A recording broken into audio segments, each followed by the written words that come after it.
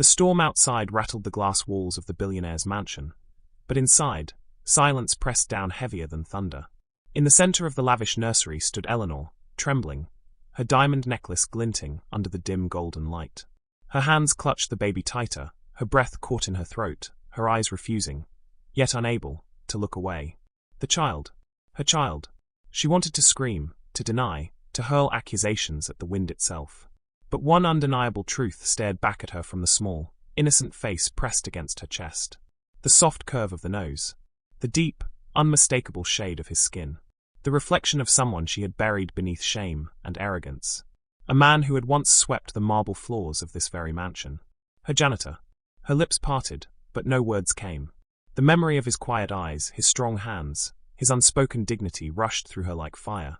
She had pushed him into the shadows, treated him as nothing, even when she had known the truth in her heart. She had denied him when he needed her most. And now that denial stared at her from the baby's face. But how had it come to this moment? How had a billionaire heiress, a woman feared and admired across the city, ended up standing in her gilded nursery, holding a secret she could no longer hide?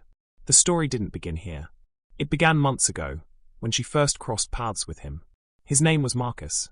He moved through the mansion halls unnoticed by most, his mop and broom his silent companions. The wealthy guests didn't see him, didn't care to. They brushed past him, as though he were nothing more than furniture. But Marcus saw everything. The corruption, the arrogance, the cruelty of the rich who never thought twice about those beneath them. And Eleanor, his employer, the billionaire boss, had been the worst of them all. Cold, calculating, untouchable. To her, Marcus was invisible. Until the night everything changed. It was during one of her glamorous charity galas, where crystal glasses clinked and false laughter echoed. The guests were drunk on arrogance and champagne, while Marcus swept quietly near the back of the hall. Eleanor had descended the grand staircase in a gown that shimmered like a waterfall of diamonds, her chin lifted high. She didn't notice Marcus, or so he thought. But later that night, when the storm raged outside and most of the guests had gone, Eleanor found herself cornered by a powerful business rival, his words sharp, his threats sharper. Her mask of power began to crack. She stumbled into the service wing, desperate to hide her vulnerability, and there he was. Marcus. Their eyes met in the half-light, and for the first time, she didn't see just a janitor. She saw someone steady, grounded, real. He offered her no flattery, no pretense. Just a quiet strength that pulled her in like a tide. She told herself it was nothing. A moment. A flicker. But it wasn't. One night became another. Secret conversations in the darkened halls. Glances that lingered too long. And then, one night, it happened. An act of passion she would later bury under layers of denial and shame. She had thought she could keep it hidden. That no one would know. That Marcus could return to his shadows, and she to her throne. But secrets have a way of refusing to stay silent. Weeks later, she discovered she was pregnant. Panic clawed at her throat. She was a billionaire, a woman of status and pride. How could she explain this? How could she let the world know the father of her child was a man the world deemed unworthy even of their attention? So she did what cowards always do. She denied him. When Marcus came to her, his voice low but trembling with hope, she crushed it with a single look. "This is not your child," she spat, though her eyes betrayed her.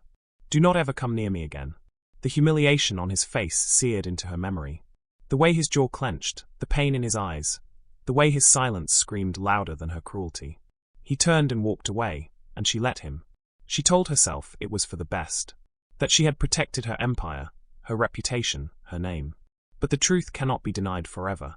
Now, standing in the nursery, staring down at the baby in her arms, she felt her chest cave in. The resemblance was undeniable. The very same deep eyes, the very same curve of the lips. This was Marcus's son. And in the soft, fragile face of her baby, she saw not only him, but the consequences of every lie she had told. Her knees weakened, her breath shallow. She wanted to collapse, to scream, to undo the past. But it was too late. The door creaked open behind her, and Eleanor's blood turned to ice. She turned slowly, clutching the baby tighter, and her heart nearly stopped. Because standing in the doorway, his face half hidden by the storm's shadow, was Marcus. His eyes, those eyes she had tried so hard to forget, locked on the child in her arms. The silence between them was deafening. Her lips trembled, but no words came. She wanted to say it, to confess, to beg forgiveness. But before she could, Marcus stepped forward, his voice low, steady, unshakable.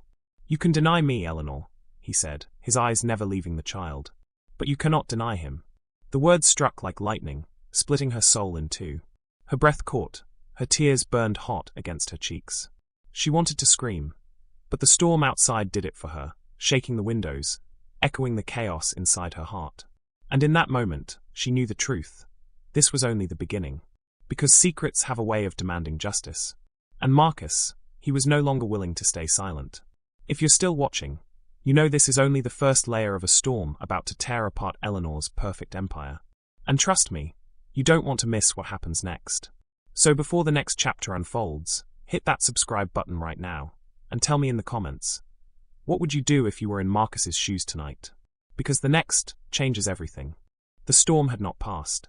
It seemed to thicken with every heartbeat, as if the skies themselves were conspiring to echo the war brewing between Eleanor and Marcus. She clutched the baby to her chest as Marcus stepped into the nursery, the storm's shadow stretching across his face. The silence was unbearable. Eleanor's lips trembled, searching for words, but Marcus spoke first. His voice was calm, but behind it, like a river straining against a dam, was fury. I cleaned your floors, Eleanor. I watched your guests laugh at me, step on me, pretend I wasn't even there. And I swallowed it. Every insult, every dismissal, because I believed in something bigger. I believed in you. His eyes dropped to the child, sleeping peacefully in Eleanor's arms. His voice cracked. And then you did this. Eleanor's throat tightened. Marcus, please. But Marcus shook his head. No more lies. You told me this wasn't my child. You told me to stay away. And yet, he stepped closer, his hands trembling. There he is. My son. The words cut through Eleanor like glass. Her knees threatened to give way. The weight of the baby in her arms suddenly felt unbearable. She wanted to argue, to fight back, to claim control. But for the first time in years, Eleanor Beaumont, billionaire heiress, had no power. Her empire, her wealth, her diamonds, none of it could shield her from the truth etched into her child's face. Marcus's son. Eleanor turned away, tears stinging her eyes. You don't understand, she whispered. I couldn't let them know. The board, the shareholders, my family, they'd destroy me. They'd destroy us. Us. Marcus barked a laugh, though it was hollow and sharp. There was never an us to you, Eleanor. I was just the man you used in the shadows and discarded when the light came on. His words struck like blows. The storm outside raged louder, wind battering against the mansion, rattling the chandeliers. Inside, Eleanor's perfect world began to unravel. She wanted to scream, to defend herself, but deep down, she knew Marcus was right. She had chosen pride over truth. And now, the truth had come back to collect its debt. Marcus took another step closer. For the first time, she saw it, the raw fire in his eyes. Not just anger, but determination. A force that could no longer be silenced. You denied me once, Eleanor, Marcus said, his voice low, trembling with a dangerous calm. You won't deny me again. Not in front of my son. Eleanor's heart pounded. She wanted to say no, to push him away, to cling to the control she had always wielded. But as she looked down at her baby, his tiny hand curled against her skin, she felt her resolve shatter. Because Marcus was right. This wasn't just her child. This was their child. Her lips parted, a confession forming at last. But before she could speak, the nursery door burst open. Standing there was her husband. Yes, her husband. Richard Beaumont. The man the world believed was the child's father. The man who had stood by her, oblivious to the truth. His suit was soaked from the storm, his eyes wide as they darted between Eleanor, Marcus, and the baby. The silence was explosive. Eleanor, Richard's voice cracked. What is this? Her blood turned to ice. The walls closed in. She could hardly breathe. Marcus straightened, his jaw clenched. He didn't back down. He didn't avert his gaze. He looked Richard Beaumont dead in the eyes, and said the words Eleanor had prayed he wouldn't. This is my son. The room shattered. Richard's face drained of color, his fists clenching at his sides. Your son, he repeated, his voice trembling with rage. Your son? Eleanor, tell me this isn't true. Eleanor's throat burned. She wanted to deny it, to scream, to beg for time. But her body betrayed her. Her silence was louder than any words. Richard staggered back, as though he'd been struck. His face twisted, grief and fury colliding. You lied to me? All this time? I've raised him as mine.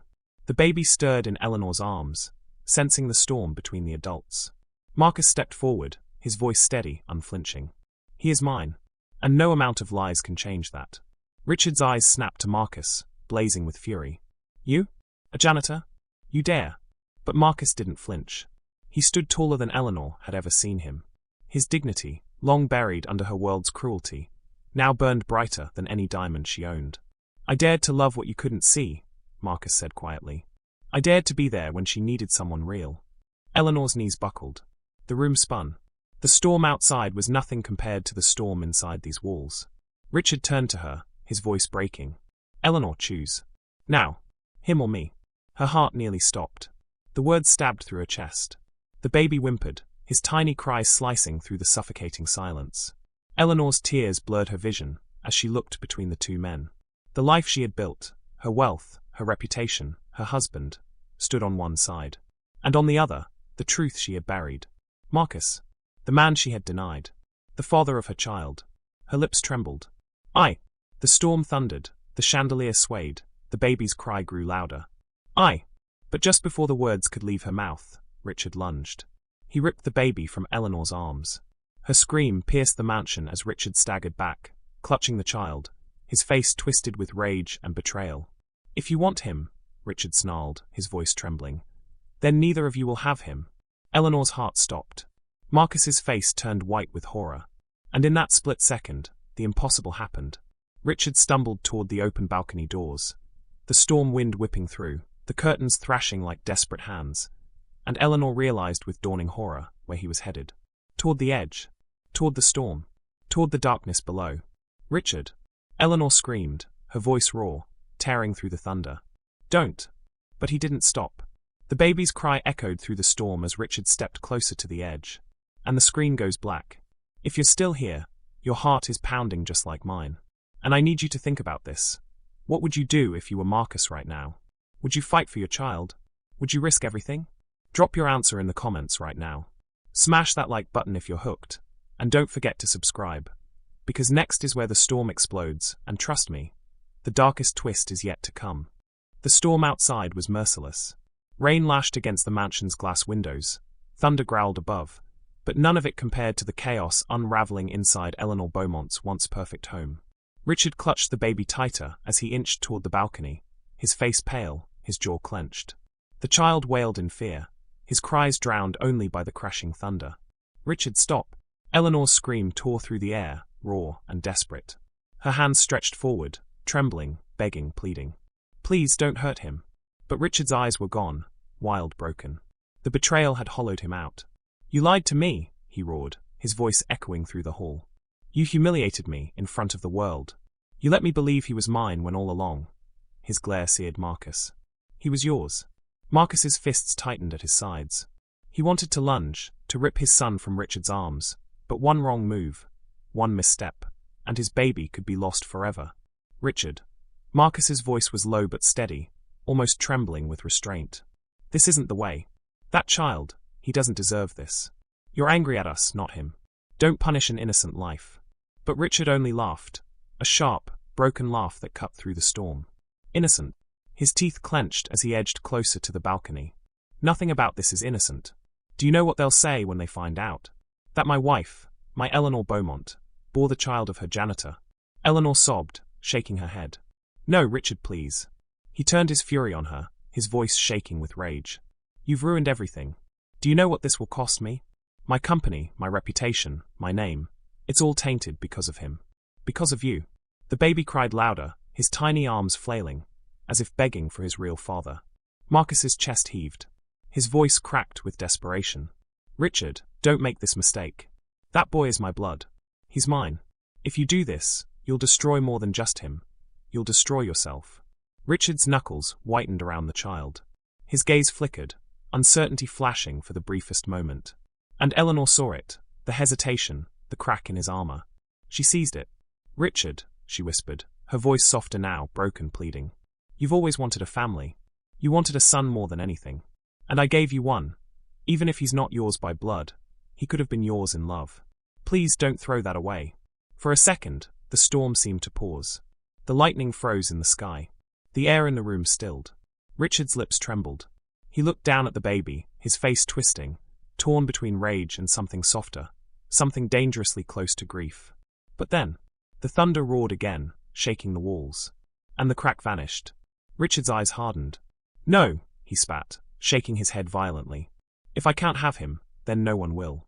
Eleanor screamed. Marcus lunged forward. And Richard stepped onto the balcony, the storm swallowing him whole. The rain drenched his suit instantly, his hair plastering to his face. He clutched the child to his chest, his eyes blazing like a man already lost. "Richard!" Eleanor's cry pierced the night as she stumbled toward him, her heels slipping on the marble. Marcus grabbed her arm, holding her back. "Don't!" But she tore free. "That's my baby." The three of them were a tableau in the storm. Lightning flashing above, wind tearing at their clothes, the baby's cries mingling with thunder. And then Richard's foot slipped. The scream that ripped from Eleanor's throat was inhuman. Marcus's heart stopped. Time froze. Richard teetered on the edge, his grip on the child faltering. Marcus moved. Faster than thought, faster than fear, he lunged onto the balcony, his body crashing into Richard. Both men staggered, slipping, clawing at each other, the baby caught between them. The storm howled. Eleanor fell to her knees, sobbing, screaming their names. Marcus's hand locked onto his son's tiny arm, just as Richard's grip began to slip. The child shrieked, dangling between the two men, suspended over the abyss. Richard's eyes burned with madness. "He's not yours to save." Marcus's roar drowned the thunder. "He's my son." With one final, desperate surge, Marcus yanked the baby free.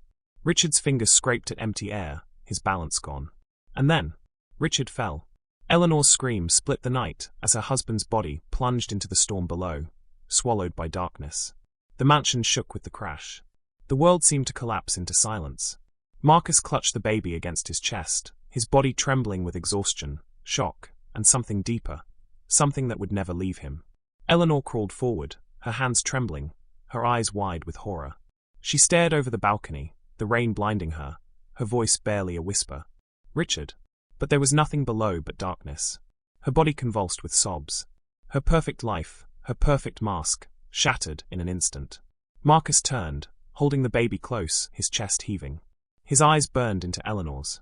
This is what your lies cost," he whispered. She looked up at him, her face streaked with tears and rain, her lips trembling. "Marcus, I never meant." But he shook his head. His voice was steel. "You did. You meant every choice. Every denial. Every time you made me invisible. You thought you could bury the truth. But truth doesn't stay buried, Eleanor." The baby stirred in his arms, his tiny cry softer now, soothed by the strength of his father's heartbeat. Marcus took a step back from her. And then another.